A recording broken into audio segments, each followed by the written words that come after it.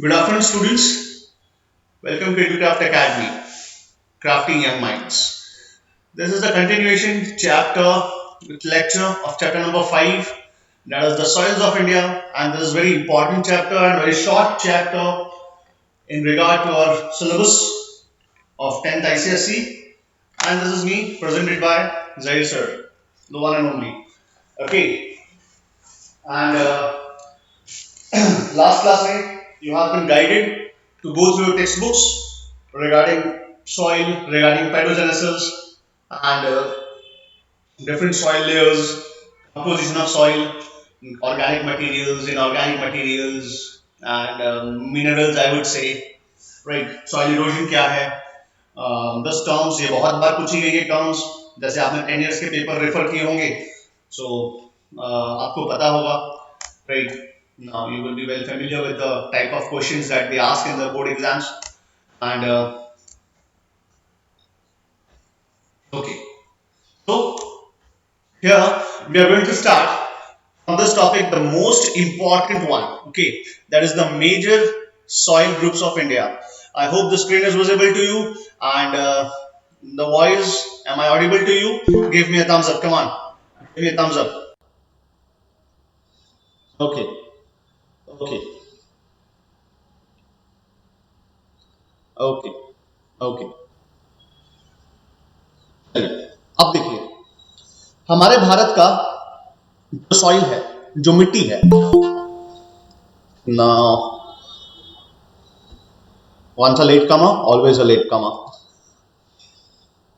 Okay तो जो हमारे भारत का जो सॉइल है जो मिट्टी है इसको दो हिस्सों में डिवाइड किया गया it has been divided in two parts one is the southern peninsular India the soils of southern peninsular India and the one is the soils of extra peninsular India okay देखिए generally generally मैं थोड़ा आपको map of India में लेकर जाना चाहता हूं map of India में and someone is knocking again okay जो मैप ऑफ इंडिया है okay in that map of India C this is a free hand diagram so I hope थोड़ा बहुत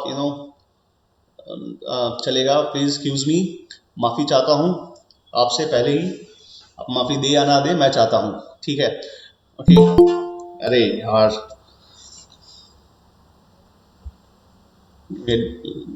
let me don't draw this I have okay I have some of the I can say maps here see यहाँ पर क्या है यहाँ पर जो है दो हिस्सों में डिवाइड किया गया है ठीक है एक तो ये ट्रॉपिक ऑफ कैंसर है उसके ऊपर वाला जो है इसको कहते हैं हम लोग नॉर्थ एंड जो सदर्न साइड है जो पेनिनसुला है नाउ डेफिनेशन ऑफ पेनिनसुला क्या है भाई a land mass which is covered by water on three sides that is why it is a peninsula and it is a subcontinent in itself okay ठीक है तो यहाँ पे जो सदर्न रिवर्स है जो साउथ इंडिया की रिवर्स है they are non perennial what are they are non perennial okay ठीक है ये नॉन पेरिनियल रिवर्स है नॉन पेरिनियल रिवर्स का मतलब क्या है जिसके पास एक अपना सोर्स नहीं है एक अपना सोर्स नहीं है 24/7 365 ओके जो उस नदी को बहता रखे राइट उसमें पानी हमेशा रहे सो ऐसी नदियां कौन सी है तो साउथ इंडिया की सारी नदियां हैं महानदी ले लीजिए गोदावरी ले लीजिए कृष्णा ठीक है सॉरी हाँ Krishna Tungabhadra and Kaveri these are the main rivers and जो अरेबियन सी में जा रही है वो Narmada and Tapi so this are all non perennial rivers they don't have a source right they are highly dependent upon दी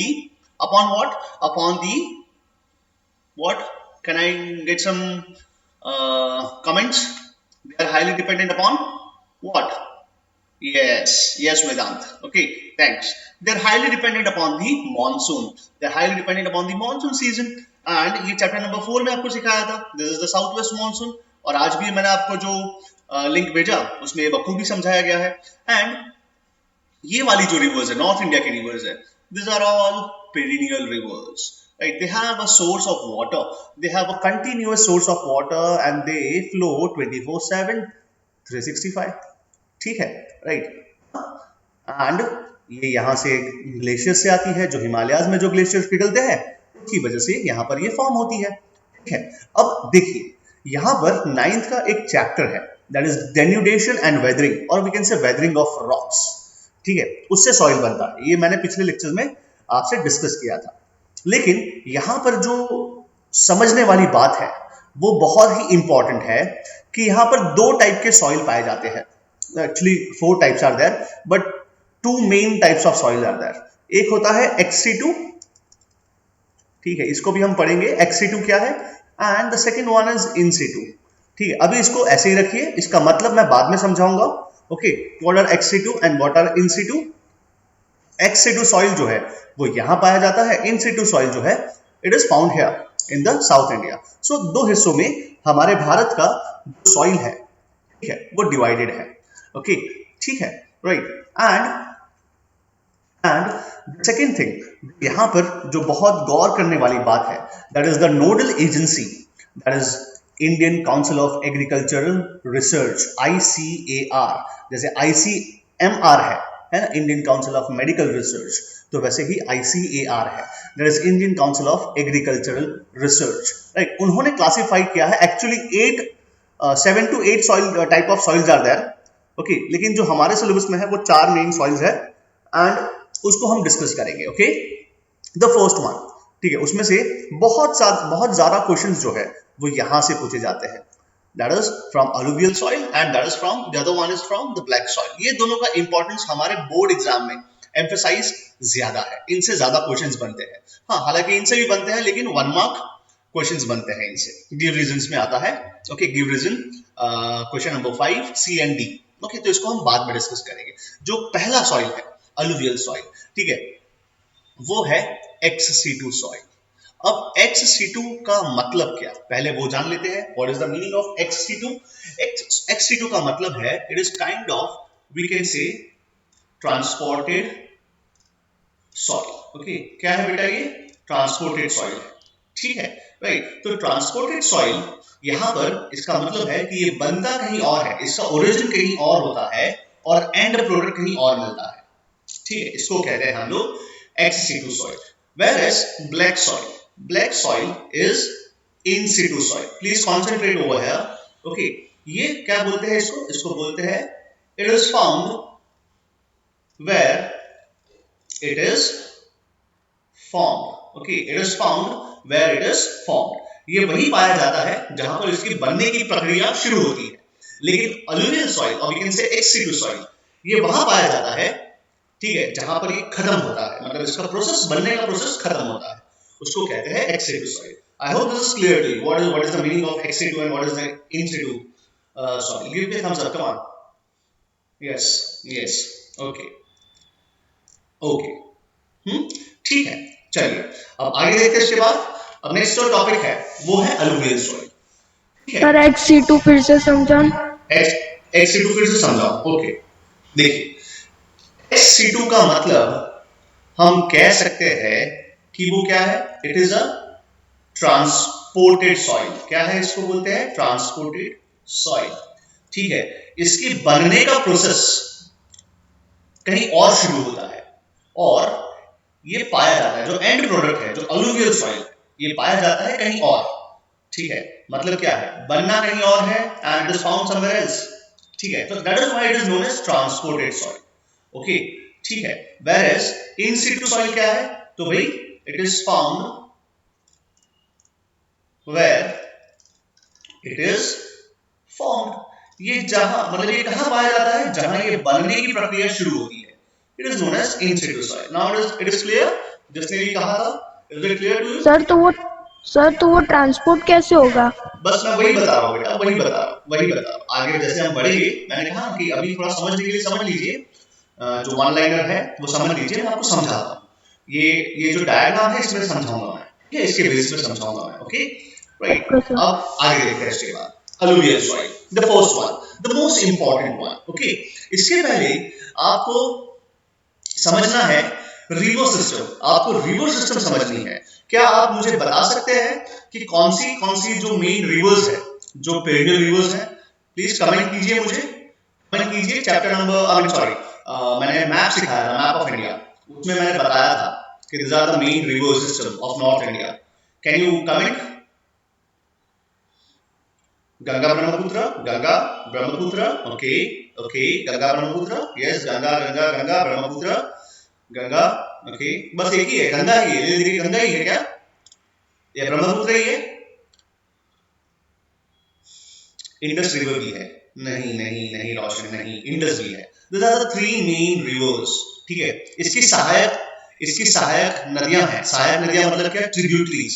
मैं थोड़ा हिंदी यूज कर रहा हूँ यार, क्या करूँ, नो, थोड़ा हिंदी ज्यादा पढ़ने लग गया आजकल, इसलिए सहायक नदी का मतलब ट्रिब्यूटरी, ओके, यस।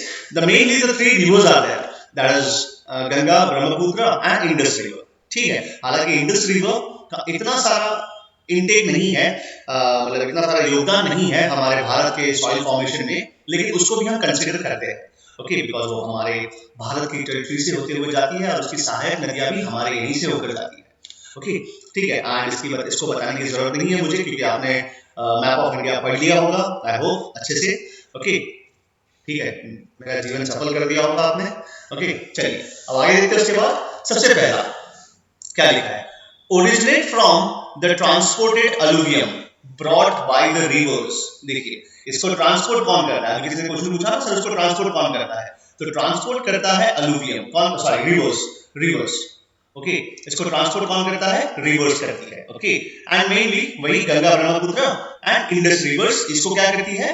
ट्रांसपोर्ट करती है, ओके, ठीक है, राइट। अब आप सोचेंगे कि सर रिवर में इतना दम कहाँ है ना, रिवर में इतना दम कहाँ है, राइट, ठीक है। तो इसके लिए मैं आपको बाद में समझाता हूं कि रिवर में इतना दम नहीं है, लेकिन फिर भी आप देखेंगे कि बहुत ही ज्यादा वास्ट पावर है उसमें। जैसे कि हम हाइड्रोइलेक्ट्रिसिटी उसमें जनरेट करते हैं, उस पानी को रोक कर, बहुत सारे other factors are responsible for the formation of the soil, okay, ठीक है। अब देखिए आगे क्या लिखता है they have been deposited by three important Himalayan rivers, ठीक है, या Himalayan river system. The first one is the Indus, second one Ganga and the Brahmaputra. और ये और कहीं पाया जाता है, कहां पर? In the deltas of Mahanadi, Godavari, Krishna and Kaveri, ठीक है, ये डेल्टास में, see in the delta region, okay. तो डेल्टा रीजन में ये पाया जाता है, ठीक है, राइट। अब डेल्टा क्या होता है? तो कहेंगे near the sea, this is the source of river, okay, जहां से रिवर ओरिजिनेट होती है उसको सोर्स कहते हैं, और जहां पर ये मिलती है, इसका संगम होता है समंदर के साथ, ठीक है, तो इसको कहते हैं mouth, it is known as mouth. तो डेल्टा हमेशा कहां बनता है? It is found near the mouth, okay, it is found near the mouth, okay, ठीक है। तो ये कुछ आपकी जनरल टर्मिनोलॉजीज है जो आपको समझनी है इस पूरे चैप्टर के दौरान, okay. And the last one, ठीक है, also known as ex-situ soil. Why it is known as ex-situ soil? Because it originates from transported alluvium. Alluvium का मतलब एक तरीके से सॉइल ले लीजिए आप, ठीक है, right, soil transported alluvium brought by whom? Brought by the rivers. इसीलिए क्या कहा जाता है इसको? ex-situ soil. I hope now it is clear कि ex-situ soil का मतलब क्यों ट्रांसपोर्टेड सॉइल है? बिकॉज ये सॉइल ट्रांसपोर्ट होकर आता है, ठीक है, राइट। अभी मैं आपको कुछ एग्जांपल्स देता हूं, ठीक है, जैसे आसाम में बाढ़ आई ना बाढ़, ठीक है, आसाम में बाढ़ आ रही है, बिहार में बाढ़ आ रही है, बिहार में कुछ इलाके हैं, राइट, और मैंने अपने मैप में भी बताया था Kosi, river Kosi is known as sorrow of Bihar, right, ठीक है। आई होप आपको पता होगा ये सब चीजें। अब आगे बढ़ते हैं उसके बाद, और मैं बहुत सारा डिस्कस करूंगा आपको, ठीक है, इसके रिगार्डिंग क्या है। अब क्या लिखा है अलुवियल सॉइल के बारे में? कुछ फैक्ट्स हैं जो आपको जानना जरूरी है, इसीलिए मैं पहले फैक्ट यहां पर कंसीडर कर रहा हूं, फिर हम इसके ऊपर जाएंगे इसके कॉन्सेप्चुअल फॉर्मेशन में, ओके, ठीक है। अब देखिए, covers about 45.6%, almost we can say 40-50% of the total land area of our country, मतलब हमारे कंट्री का ऑलमोस्ट 45 to 50%, ठीक है। अलग अलग बुक्स में जो ये फिगर है वो अलग अलग है, लेकिन हमारे बुक के हिसाब से कंसिडर करेंगे तो 45 और 47% या 46% to be precise, it is covered, right, it covers about 45.6% of the total area of our country, they have maximum share of our agricultural produce. Yes, they do have. क्योंकि अब देखिए 50% ऑलमोस्ट कवर्ड है हमारा भारत का जो हिस्सा है, जो एरिया है, by the alluvial soil, right. तो जाहिर सी बात है कि उसका मैक्सिमम शेयर होना लाजमी सी बात है, बट ऑब्वियस है, ठीक है, राइट। सो एग्रीकल्चर प्रोड्यूस का मैक्सिमम शेयर कहां से आता है? अलुवियल सॉइल से आता है। चाहे आप कैश क्रॉप ले लीजिए, ठीक है, राइट, या फिर कहेंगे कुछ और क्रॉप ले लीजिए, राइट। जैसे हम खाद्यान्न मतलब जो हम डेली इंटेक में लेते हैं वो क्रॉप्स की अगर कंसिडर करें तो वो भी है मेन, राइट। अब आगे देखते हैं इसके बाद, they are of two types, ठीक है, दो तरीके के होते हैं। एक होता है वाई के, इसको ऐसे याद रखिएगा, Y K OB, okay, young khadar and old bhangar. It is not bhangar, okay, it is bhangar, okay, it is not bhangar, so don't make fun of it. जैसे ये रिवर जो है ये घागर है, it is not Ghaghara, okay, spelling में ऐसा है घाघरा, लेकिन इट इज घागर या घग्गर, ओके, ठीक है। तो यहां पर भी क्या है? Young khadar and old bhangar, this are the two types of alluvial soil, okay, as the name suggest. देखिए ये क्या है? यंग है और ये ओल्ड है। मतलब क्या? इसका मतलब क्या होगा? क्यों हमारे ICAR ने, ठीक है, इसका नाम ऐसे रखा, यंग रखा और ओल्ड रखा? तो बता सकता है उसको? कमेंट करके बता सकता है व्हाई इज इट ओल्ड और why is it young? Yes Roshan, yes yes yes, सही है, ठीक है। रोशन की कमेंट से लगता है कि रोशन भाई साहब थोड़ा आगे हैं हमसे, ठीक है। तो यंग खादर मतलब क्या है? यंग का मतलब ये अभी नया नया बना है, it is newly formed, okay. And here it is old भांगर, मतलब क्या है? ये बहुत पहले से, सो मैं कहेंगे oldly formed. I hope I am using the right English word, oldly, ठीक है, या एल्डरली भी कह सकते हैं, मतलब ये पुराना हो चुका है, that is why it is known, बहुत पहले बन चुका है, that is why it is known as old bhangar, okay. अब देखिए ये जो कटआउट है, ठीक है, ये आपके टेक्स्ट बुक से लिया गया है। अब जनरली आपके 5th चैप्टर में आता है कंपैरिजन ऑफ द मैप्स, लेकिन मैं आपको यहां सिखाना चाहता हूं। देखिए जैसे this is what this indicates, what, तो कहेंगे रेनफॉल इन द सेंटीमीटर्स या रेनफॉल, ठीक है, अमाउंट ऑफ रेनफॉल। अब देखिए 200 एंड अबव, 200 सेंटीमीटर या अबव, वो रेनफॉल कहां होता है? तो सबसे पहले तो western side of the western Ghats यहां होता है।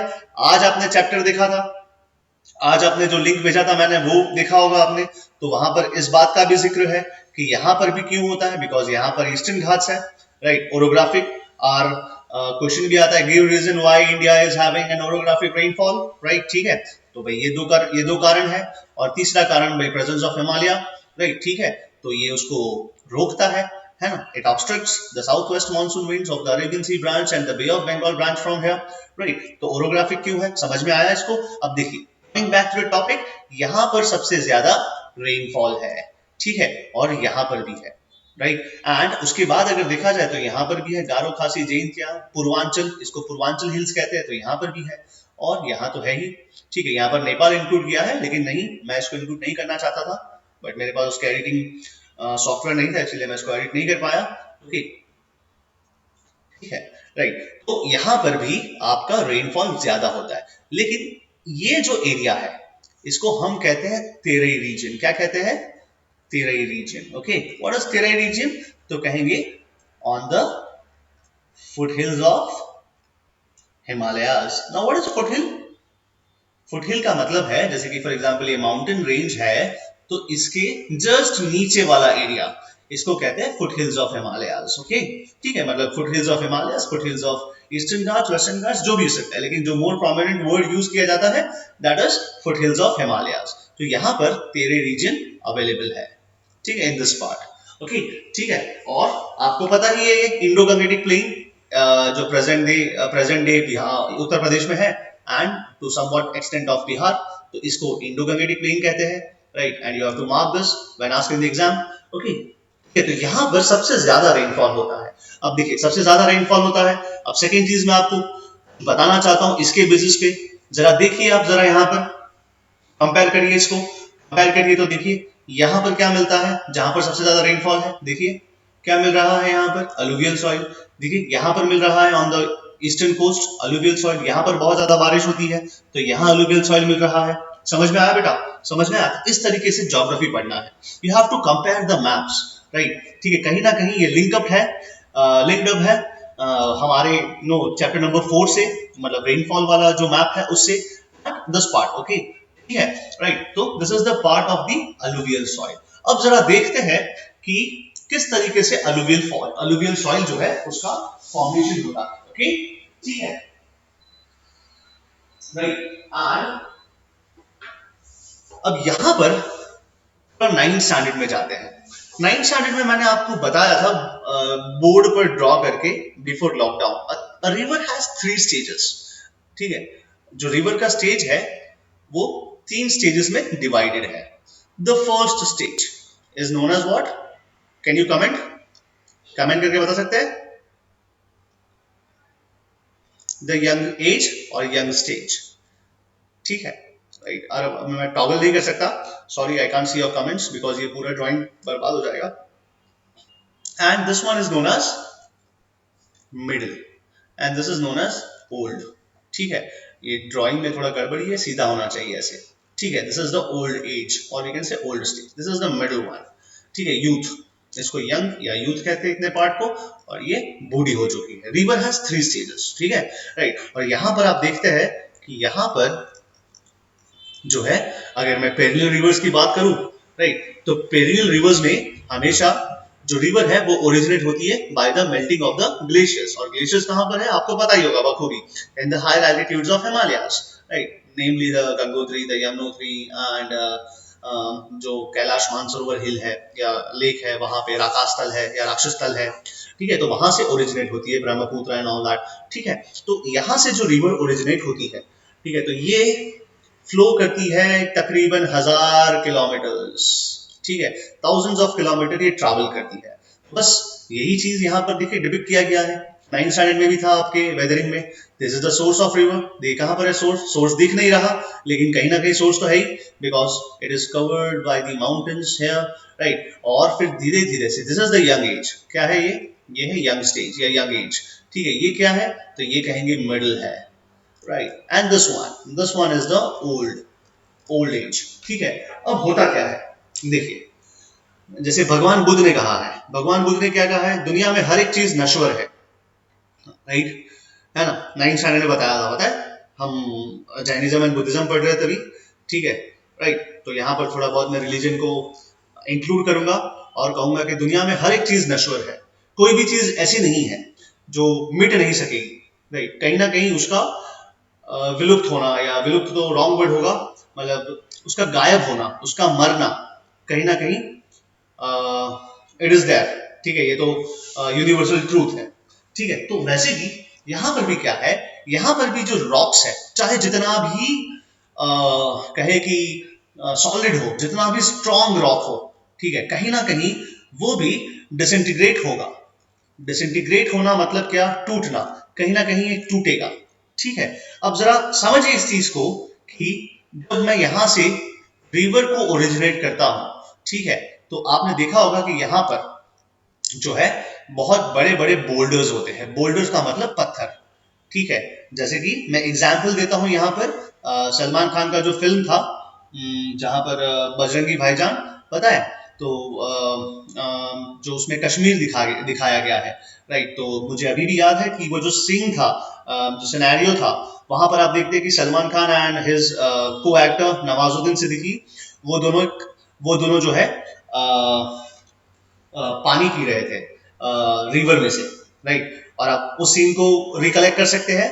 तो देखिए पानी पी रहे थे एंड वहां पर नो बड़े बड़े बोल्डर्स थे, ठीक है? और वो जो बच्ची थी, ठीक है, वो यहाँ से भी पानी पी रही थी, लेकिन सलमान खान जो है उनको इशारों में बात करते हैं और पूछते हैं 1 नंबर 2 नंबर ऐसा, एंड वो ऐसे हाथ करके नो उस चीज को बता रही थी, yes it is no 1 number और 2, एंड उन्होंने फिर उस चीज को, पानी को जो है मुंह से बाहर निकाल दिया, राइट? तो यहाँ पर हमें उस चीज में नहीं जाना है, उसके आसपास के ज्योग्राफी में जाना है। तो उसके आसपास का जो ज्योग्राफी है वहां पर क्या दिखता है? वहां पर दिखता है बड़े बड़े बोल्डर्स दिखते हैं हमें, ठीक है? और आप देखिए कश्मीर वहां पर जो दिखाया गया है, ठीक है, that Kashmir is again is a valley, is surrounded by the mountains, ठीक है। तो कहीं ना कहीं वो जो रिवर है वो कहां पर है, वो रिवर, वो सीन जो लिया गया है वो रिवर के यंग स्टेज में या यंग एज में लिया गया है। कहां पर लिया गया है, यंग एज में, ठीक है। वो रिवर जो है यंग एज में लिया गया है ना, मतलब सॉरी वो जो सिनेरियो है वो कहीं ना कहीं यंग एज में लिया गया है।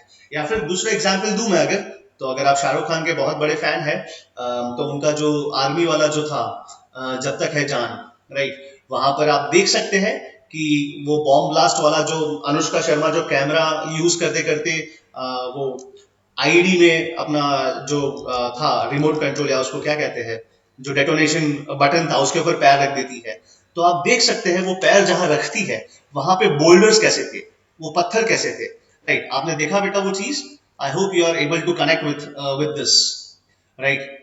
समझ रहे हो मैं क्या कह रहा हूँ, give me a thumbs up, आप समझ रहे हो, यस समझ रहे हो ना, राइट, ओके ओके। वरना मैं यूट्यूब खोल सकता हूँ और आपको जो है दिखा सकता हूँ, लेकिन वो आप देख सकते हैं, अपने आप ही देख सकते हैं, ठीक है। तो I am talking about the big boulders, right. अब जैसे कि yes age is decided by distance, yes yes yes बेटा, ठीक है, राइट। अब देखिए यहाँ पर क्या होता है, so this big boulders, right, ये बोल्डर्स जो है, ठीक है, मैं मानता हूँ कि जो मुन्नी वाला जो सीन था वो यहीं कहीं लिया गया होगा, शाहरुख खान वाला सीन यहीं कहीं लिया होगा, ऑन द यंग एज, ठीक है, on the young stage, right. तो ये जो बोल्डर्स है by the force of river, ठीक है, आपने कभी रिवर राफ्टिंग की होगी या रिवर राफ्टिंग देखा होगा नो डिस्कवरी पर या बहुत सारे ऐसे चैनल्स पर जहां पर वो ऑरेंज कलर का या बोट होता है उसके ऊपर लोग रिवर राफ्टिंग करते हैं, just an adventure fun, right. तो वो यहाँ पर होता है जहां पर रिवर का जो फ्लो होता है ना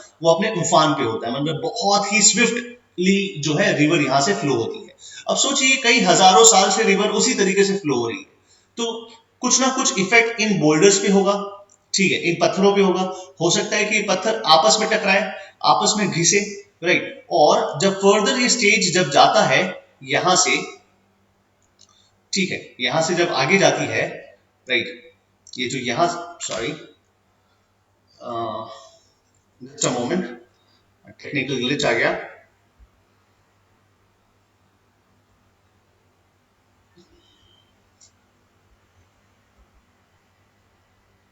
ओके। कभी कभी बड़े बड़े देशों में छोटी छोटी बातें होती रहती है सेनोरिटा, ओके, बट इन छोटी छोटी बातों का बुरा नहीं मानते, अभी खुल भी जाए यार, come on, yes, okay.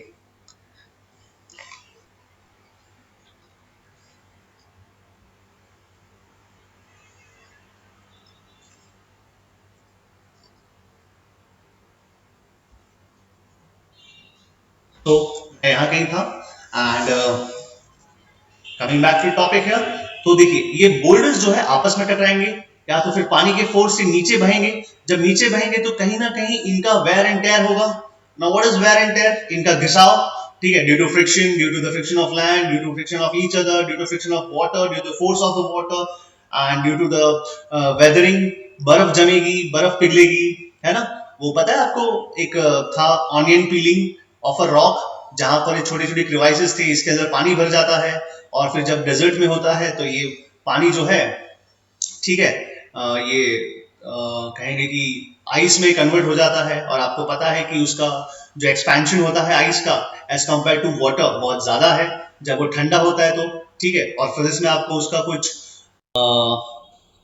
Physics में उसका कुछ टर्म भी है, you know what is that term, 9th standard में पढ़ाया था मैंने, याद है, याद है, कमेंट कीजिए, yes, anomalous expansion of water, बहुत बढ़िया तीर्थ, बहुत बढ़िया, ठीक है, एट 4 डिग्री सेल्सियस और समथिंग, राइट, ठीक है।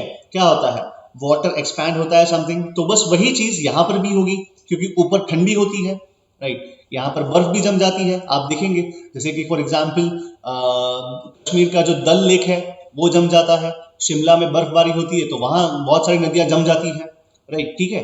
तो ये सब चीजें होगी, वेदरिंग होगा, बारिश गिरेगी, ठंडी पड़ेगी, गर्मी पड़ेगी, उसकी वजह से भी यहाँ पर जो रिवर्स के अंदर जो रॉक है वो कहीं ना कहीं डिसइंटीग्रेट होंगे, उनके ऊपर भी वेदरिंग होगा। मैं नहीं कहता कि 1-2 दिन का समय लगेगा, नहीं, it will take thousands of years, yes thousands of years, hundreds of years, at least 1000 नहीं तो हंड्रेड्स ऑफ ईयर्स, राइट। अब देखिए, अब यहाँ पर जब आता है मिडिल स्टेज में, ठीक है, जब मिडिल स्टेज में आता है तो ये बड़े बड़े बोल्डर्स जो है बहुत छोटे छोटे कंकर पत्थर में कन्वर्ट हो जाते हैं, ठीक है। Again the same phenomenon takes place है, ठीक है। और ये जब आगे बढ़ता है तो देखिए यहाँ तक रिवर का जो स्पीड है वो तकरीबन बहुत ज्यादा होता है, मतलब as compare to the old age, हम बूढ़े हो जाते हैं तो नो नीज दुखती है, राइट, हमारा स्पीड स्लो हो जाता है ना, राइट। तो यहाँ पर भी अगर इसको हम कंपेयर करें, राइट, तो जब रिवर ओल्ड एज में आती है तो क्या होता है, उसका जो स्पीड है, ठीक है, वो भी कहीं ना कहीं स्लो हो जाएगा, राइट, ठीक है। जब ये स्लो होगा तो सीधी सी बात है कि फर्दर डिसइंटीग्रेशन ऑफ रॉक्स नहीं होगा, ठीक है। हो सकता है कि कोई रॉक बहुत ही स्ट्रांग हो, कोई रॉक बहुत ही कमजोर हो, ठीक है। जो देखो दोनों का डिसइंटीग्रेशन होना लाजमी है, इट इज बट ऑब्वियस, लेकिन हो सकता है कि रॉक 2 kgs का था तो 1 kg का हो जाए, ठीक है, फॉर एग्जाम्पल, या 500 ग्राम का हो जाए, एग्जाम्पल ले रहा हूं मैं, ठीक है, राइट। और कुछ रॉक जो बहुत ही कमजोर थे वो यहां तक आते आते टूट जाए और मट्टी बन जाए, ठीक है। अब 9th स्टैंडर्ड में आपको डेफिनेशन दिया था रॉक का। Rock is what? Rock is an aggregate of what? Aggregate of minerals, right, ठीक है। याद है ऐसा कुछ? याद है 9th स्टैंडर्ड में पढ़ाया था? यस 9th स्टैंडर्ड में पढ़ाया था मैंने, है ना। Rock is an aggregate of minerals. जब रॉक टूटेगा तो उसके अंदर से मिनरल्स निकलेंगे, उसके अंदर से मिट्टी निकलेगी और बहुत ही फर्टाइल मिट्टी होगी। यस बेटा, यस, राइट। तो यहां पर क्या होगा कि यहां पर वो जितना भी मिट्टी है वो यहां पर at the bank of the river, ठीक है, यहां पर सेटल डाउन हो जाएगा। क्या हो जाएगा? Settle down. Because why? Because यहां पर नदी का बहाव बहुत स्लो हो गया है। क्यों स्लो हो गया है? Because now this river has entered into the plains, where plains में एंटर हो गए। प्लेन क्या होता है भाई? एरोप्लेन नहीं, PLAINS, प्लेन्स क्या होता है भाई? जिसके एलिवेशन में, ठीक है, जिसके एलिवेशन में ज्यादा फर्क नहीं होता, ज्यादा अंतर नहीं होता, ठीक है। इसका बेस्ट एग्जांपल मैंने आपको दिया था या अभी मैं देने जा रहा हूं। देखिए, जैसे कि फॉर एन एग्जांपल ये हमारा बेंच है, बेंच का डेस्क है, ठीक है। बचपन में हम क्या करते थे? बेंच में यहां पर पेन रखते थे तो ये फ्लो होता था, मतलब ये रगड़ता था पेन। कहाँ रगड़ता था? ये पेन रगड़ता था यहाँ पर, और बहुत ही स्पीड में रगड़ता था। पेन फाइट खेलते होंगे बचपन में, है ना, राइट। तो यहाँ पर क्या है? यहाँ पर ये पेन जो है या पेंसिल या जो भी सिलिंड्रिकल ऑब्जेक्ट है, ठीक है, वो रगड़ता था। फिर कभी गलती से यहाँ पर पानी गिर जाता था तो पानी गिरता था यहाँ से, राइट, ठीक है ना। तो वैसे ही सेम नदियां भी होती है। नदी को अगर एलिवेशन मिलता है, मतलब उसका हाईएस्ट पॉइंट और लोवेस्ट पॉइंट में ज्यादा डिफरेंस है, तो वो बहुत ज्यादा बहेगी, है ना, बहुत ज्यादा फोर्स से बहेगी। और जैसे ही नदी प्लेन्स में एंटर होगी, प्लेन्स, दिस इज प्लेन्स, ठीक है, this is the plain, Indo Gangetic plain ले लीजिए, कुछ भी ले लीजिए, राइट। तो लाजमी सी बात है कि यहां पर ग्रेविटी एक्ट नहीं करेगी, ठीक है। इस केस में यहां पर ग्रेविटी एक्ट नहीं करेगी, ठीक है। तो जो रिवर का लोड कैरिंग कैपेसिटी है, लोड कैरिंग कैपेसिटी, वो बहुत ही कम हो जाएगा, ठीक है, बहुत ही कम हो जाएगा। यहां पर रिवर का लोड कैरिंग कैपेसिटी बहुत ज्यादा होगा, बिकॉज यहां पर एलिवेशन ज्यादा है, यहां पर स्लोप ज्यादा है, यहां पर ग्रेविटी ज्यादा एक्ट करेगी, ठीक है। इसीलिए रिवर का जो बहाव है, जो स्पीड है, ठीक है, वो ज्यादा होगा। बचपन में आप मैथ सीखते थे, मैथ्स में डाउनस्ट्रीम आता था, है ना, downstream and upstream, x plus Y and x minus Y वाला, and speed of boat in still water, ठीक है। तो यहां पर क्या है, उस सब चीजों से आप समझ सकते हैं कि what I am trying to convey here, ठीक है। तो यहां पर जो स्पीड ऑफ वाटर है वो बहुत ज्यादा होगा, और रिवर जैसे ही एंटर करेगी इनटू द प्लेन्स, तो यहां पर ग्रेविटी कहां एक्ट करेगी भाई? ग्रेविटी तो नीचे एक्ट करेगी। थोड़ा बहुत फिजिक्स देख लेते हैं। प्लस क्या होगा? एलिवेशन तो है नहीं, जो हाईएस्ट पॉइंट और जो लोवेस्ट पॉइंट है उसके बीच का डिफरेंस कुछ 100 मीटर का है भाई, ठीक है। अगर यहां से देखें, यहाँ पे हाईएस्ट पॉइंट और यहाँ पर लोवेस्ट पॉइंट, तो भाई कई हजारों मीटर का है यहाँ पर डिफरेंस। लेकिन यहाँ तो देखिए, प्लेन में जैसे एंटर होती है, राइट, मैदान में एंटर होती है, ठीक है, रिवर जो है मैदान में एंटर होती है, तो क्या होता है भाई? तो वहां पर कोई भी एलिवेशन नहीं मिलता, इसको फर्दर इसको पुश नहीं मिलता। प्लस सेकंड चीज क्या है, जो ऊपर से जो लोड लाई है, यहाँ से जो बिग बोल्डर्स थे, यहाँ पर जो कंकर पत्थर हो गए, यहाँ पर आते आते ये क्या बन गया, मिट्टी बन गया। अब ये मिट्टी यहाँ पर सेटल डाउन होगी। अब जब मिट्टी सेटल डाउन होगी तो फर्दर ये इसके फ्लो को रेजिस्ट करेगी। करेगी कि नहीं रेजिस्ट करेगी भाई? करेंगी ना? समझ रहे हो?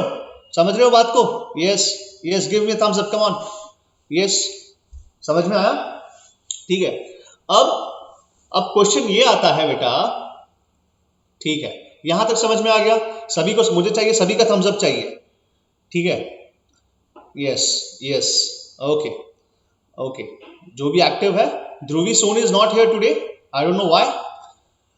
स्पर का मीनिंग होता है फास्ट, कह सकते हैं फास्ट, ठीक है, विद अ स्पर, राइट। अब किस कॉन्टेक्स्ट में है वो मुझे नहीं पता बेटा, लेकिन स्पर का मीनिंग होता है फास्ट एक तरीके से, ठीक है। स्प्यूरियस भी हो सकता है इसका मतलब कहीं ना कहीं, राइट, ओके।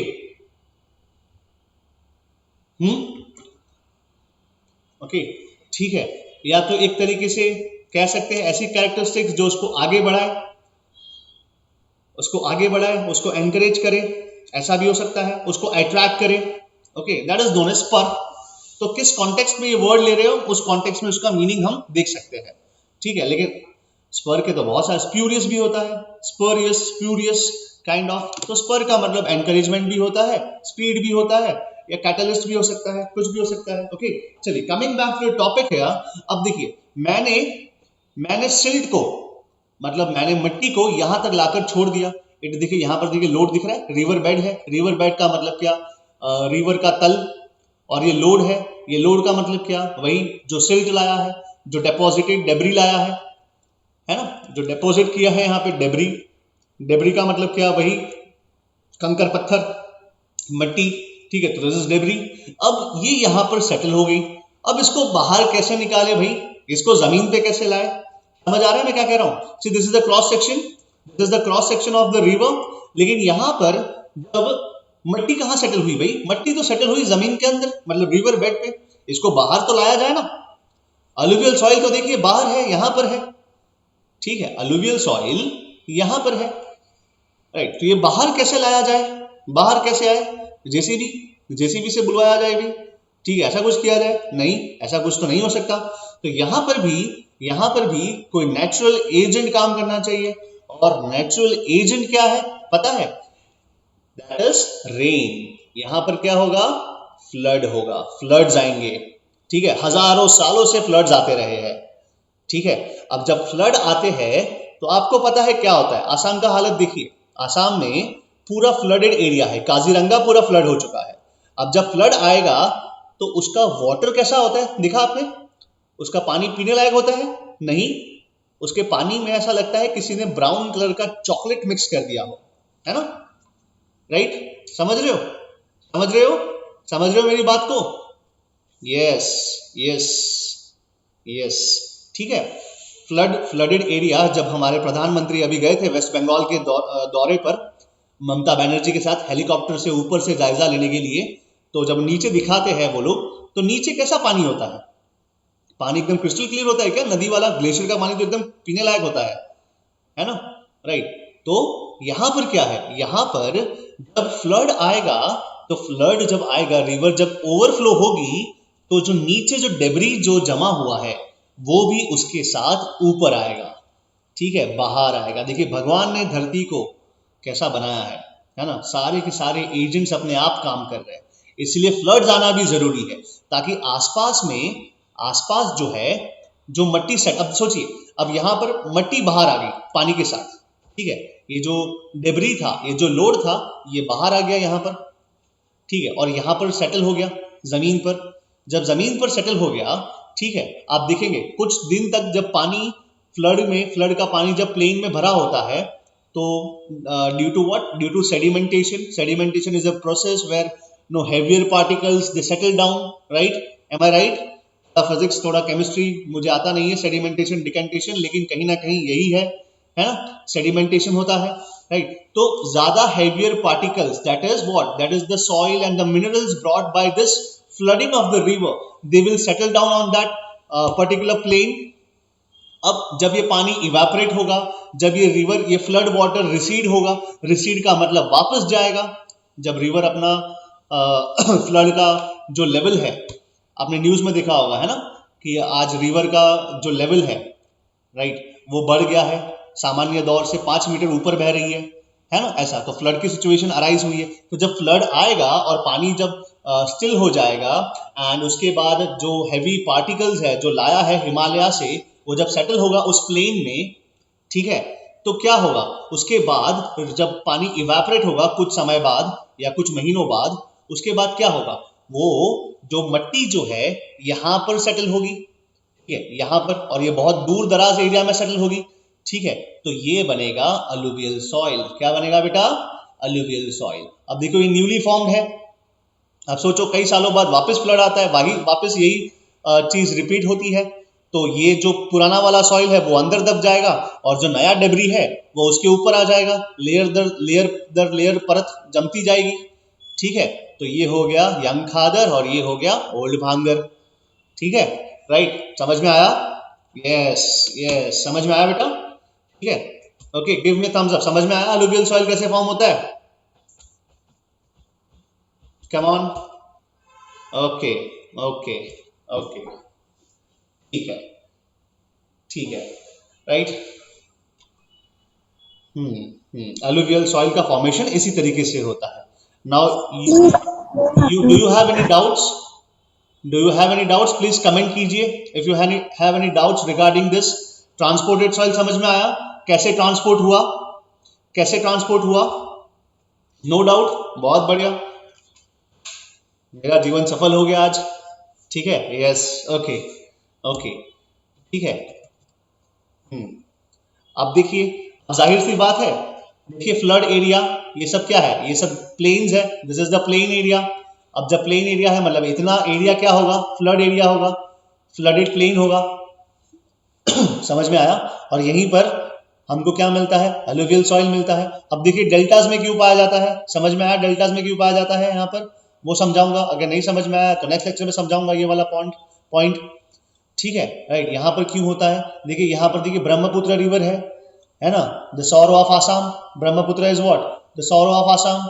यहाँ पर कोसी रिवर है, द सॉरो ऑफ बिहार, ठीक है। यहाँ पर देखिए सबसे फाइन अलुवियल सॉइल मिलता है, ठीक है। अब क्यों मिलता है मालूम पड़ा, क्यों मिलता है मालूम पड़ा, एकदम बारीक होता है, ओके ओके, ठीक है। तो आज का लेक्चर यहीं पे खत्म करता हूं मैं।